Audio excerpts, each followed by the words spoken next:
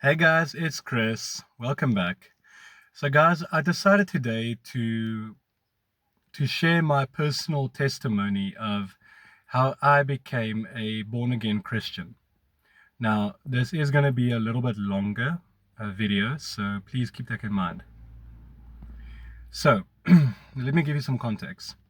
As you guys can probably hear in my voice, I am actually an Afrikaans person from South Africa, hence the Afrikaans accent. Now, as is very common for Afrikaans people in South Africa, I was what I would call a hereditary Christian. What I mean is that my parents and my grandparents took me to church. On Sundays they made me go to church services. I went to a Christian primary school, a Christian high school. They did what parents do to take their kids to church, to raise them up, like the Bible says, in the ways of the Lord. Now, here's the thing about it though, what happens regarding that. A very common denomination here in South Africa for Afrikaans people is what is known as die Nederduitse Hervormde Kerk, or NG Kerk, or NG Church, or Dutch Reformed Church in English. It is a very traditional denomination church people grow up in, and it is a very common for Afrikaans people to grow up in that church. Now, what happens is, when you're younger, we did not attend a children's church or children's services. We didn't. What we would do, we would sit in the main service, the erediens, with the adults, and then after the service, we would have what we would call Sunday school. And we call it Sunday school because it happened after the main service. It started at a certain grade. I can't quite remember which grade we started. I think grade 1. I can't remember how old we were. And then every year you progress. You go from grade 1, grade 2, grade 3, grade 4, grade 5, etc., etc., etc. This continues until you're about 17, or in high school, grade 11. That's when you undergo what is known as katkhusasie, or catechism. Now, that basically means for that year, you spend the entire year with your classmates, having personal teaching from the pastor, or dominee, as they call them. And he just touches on all the heavier, deeper aspects of the faith and of Christianity. This ends with a meeting, with an interview with the kerkraad, the church board, the elders, and the pastor. They interview you to decide whether you can be what they would call introduced to the church, basically become part of the membership. Jy word voorgestel. And this ends in a very formal ceremony where you all line up. The pastor asks you the statement of faith. Do you believe that Jesus Christ is the Son of God? That he died, went to hell, rose again on the third day, and died for your sins. And then he asks, what is your answer? And then each one of us would go, yes, yes, yes, yes, or no, no, if you did. But everyone, of course, did say yes. And then this is now your public statement of faith, or your declaration of faith. And this is now when you become a member. They go to this hall, and they have a big feast, and it's a big celebration of your families. And now, as together, now you can take communion with your families, and it's a big ceremony. Basically, a very formal year-long confession of faith. Now, that's not bad.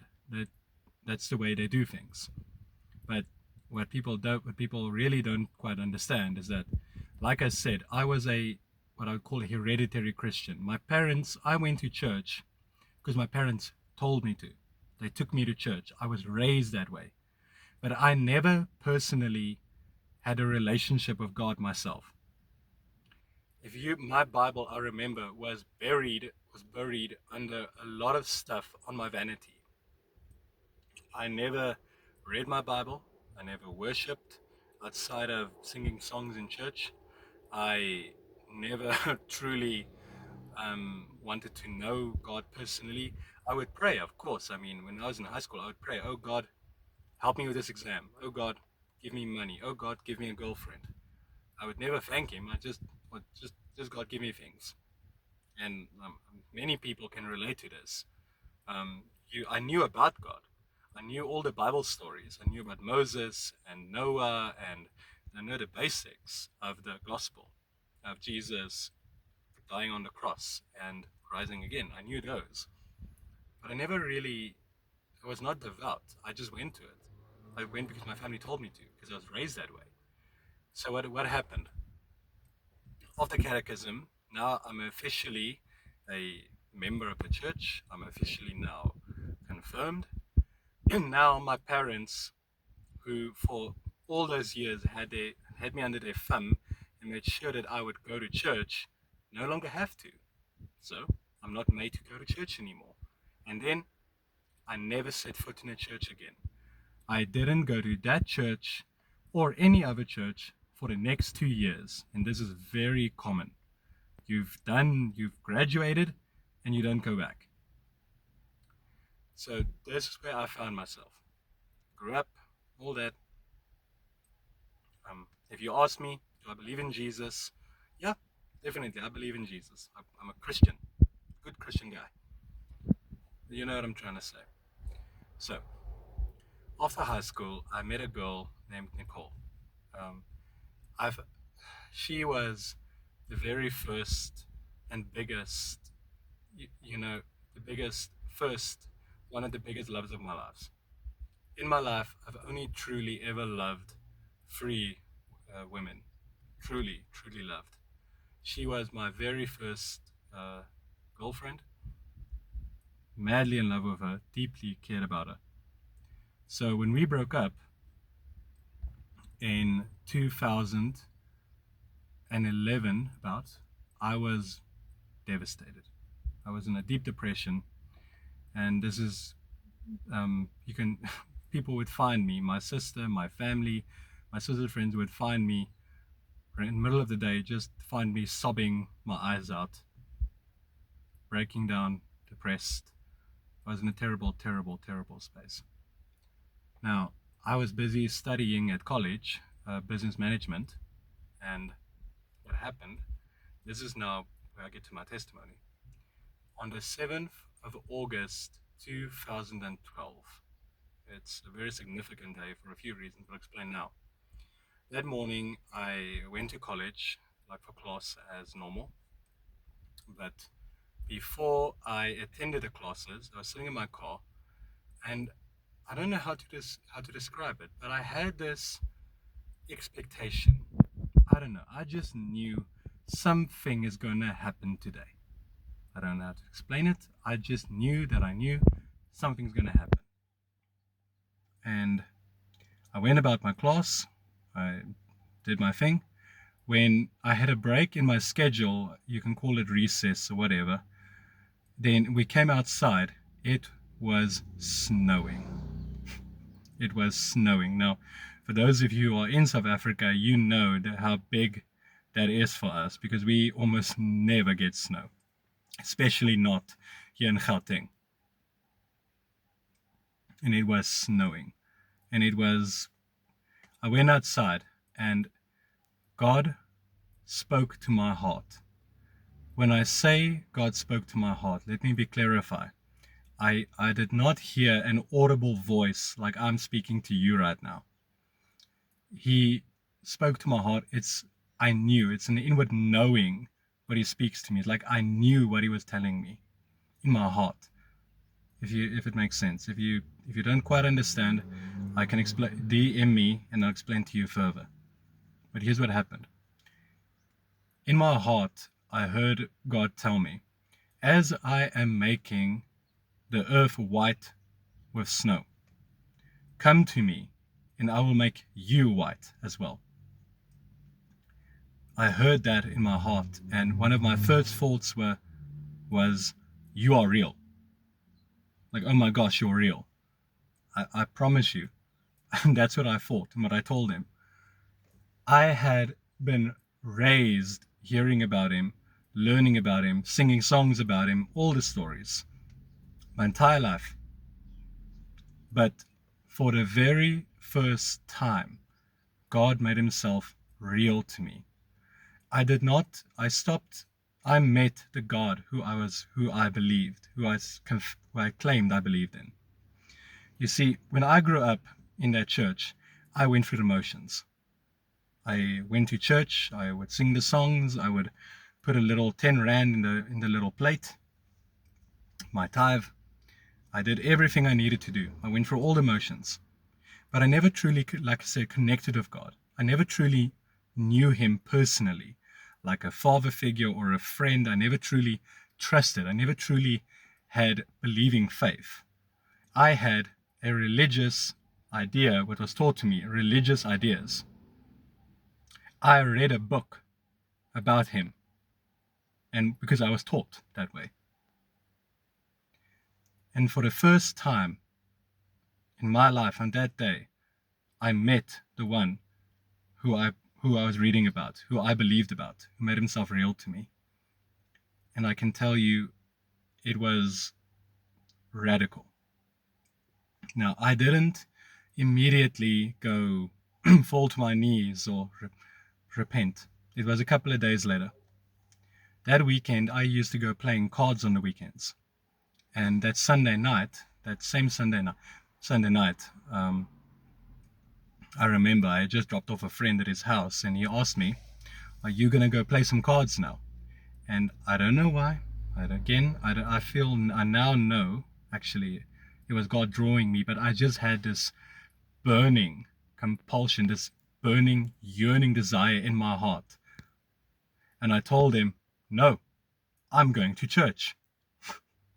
That Sunday night, 2 years, I haven't set foot in a church. But no, I'm going to church.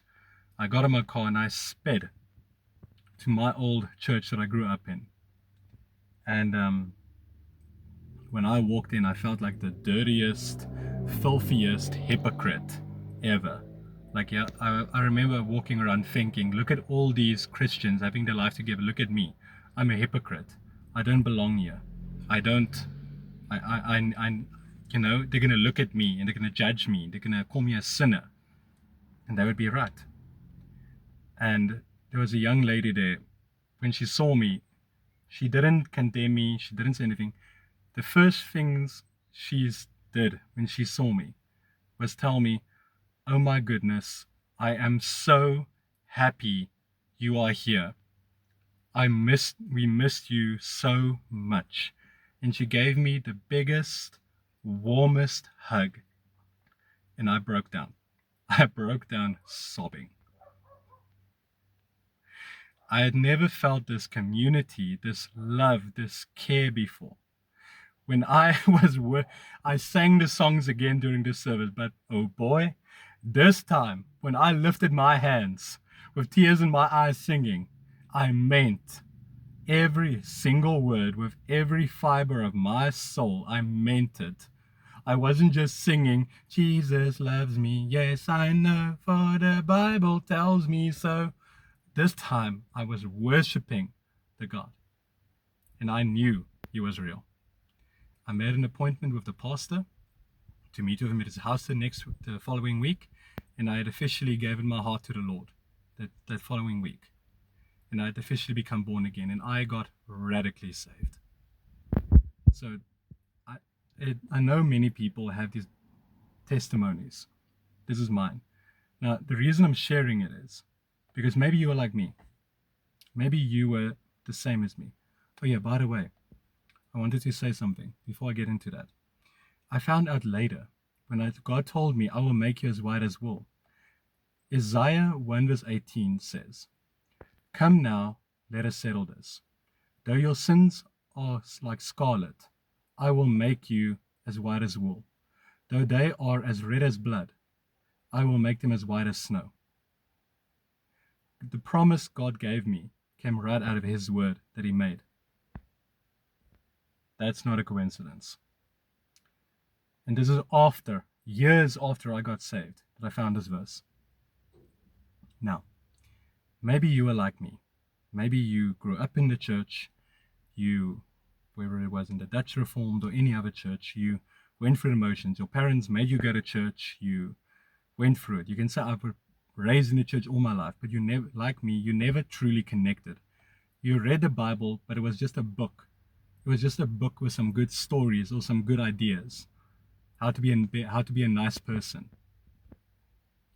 You might have gone to all the youth groups on a Friday night.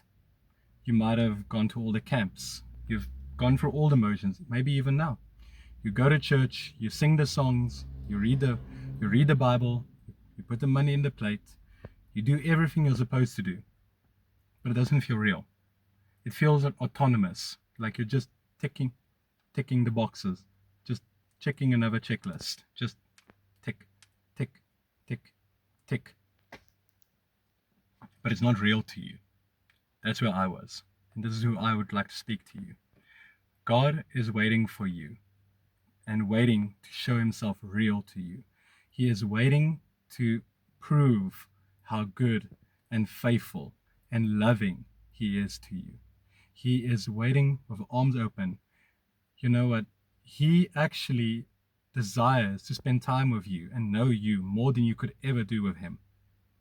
Trust me, the Bible says that He yearns jealously for our spirits. He plays within us. He is the greatest friend. I can tell you, I'm thinking about maybe making another testimony of how my life started to change after becoming born again. But for now, I want to extend this invitation to you to truly, and to give you a challenge, to truly, truly seek God. Do not just go through the motions. Truly sit and look for God. For He said, if you seek me, you will find me. If you seek me with your whole heart. Truly, I challenge you to go. You will not be disappointed. If you feel stuck in the motions, there are ways to get out of it. And if you need one advice to go through it, you're welcome to DM me, and I'm welcome to discuss that with you. But for now, if you've made a feel that you've never known this Jesus, you've never known this God who I'm talking about, you've heard of Him, maybe at church, you've heard from other people on TV or Christians or whatever. Maybe that's my first invitation. Secondly, maybe you're like me. You grew up in the church, you just went through the motions, but it was never really, you never truly knew God real. You just knew about Him. But you didn't know Him. This is my second invitation. And my third invitation, maybe you were on fire. Maybe you did know God real. Maybe you were like me. You did get radically saved, and then you left. You backslid. You went back into the world. And you feel like I did. I'm a hypocrite. All these Christians, look how dirty I am. All God sees is my sin. Friend, that is the furthest thing from the truth there could ever be. And this third invitation for you. So whether you never knew God, you were just going through the motions, or maybe you backslid, I invite you, if you to count the cost of giving your life to Jesus, what it would mean, because Jesus said in His word that whoever builds a tower but does not first calculate the cost. Therefore, you need to understand what it would mean to give your life to Jesus.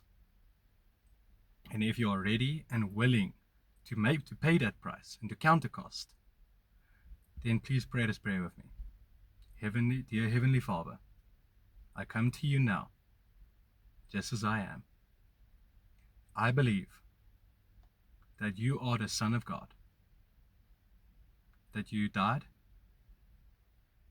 went to hell, rose again on the third day for my sins.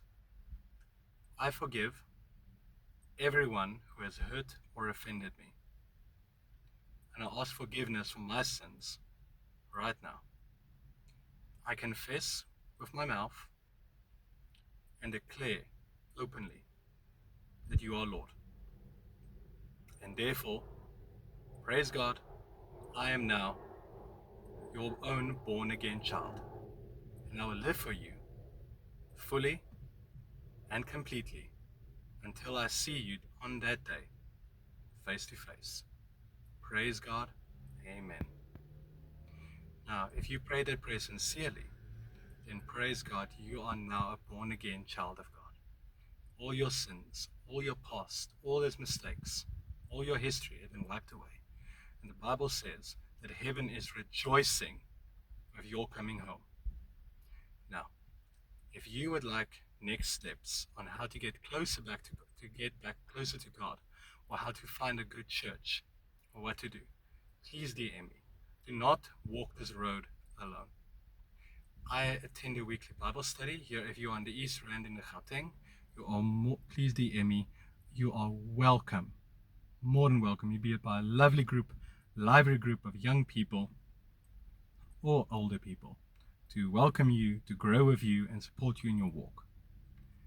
Jesus loves you, and so do I. Have a blessed Sunday, my friends, and have an even amazing, God-honoring, God-blessed week.